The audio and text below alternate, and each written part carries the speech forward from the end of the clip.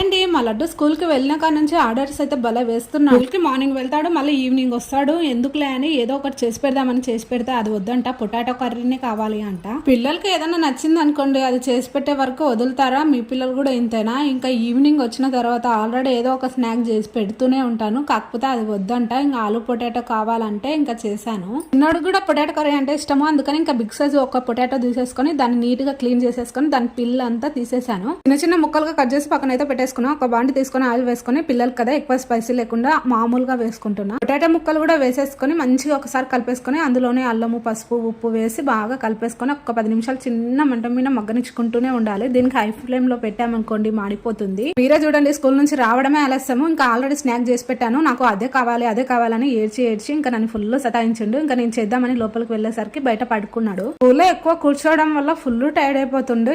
ఇంకా నైట్ కి తింటారులేండి. ఉంటాను, బాయ్ అండి.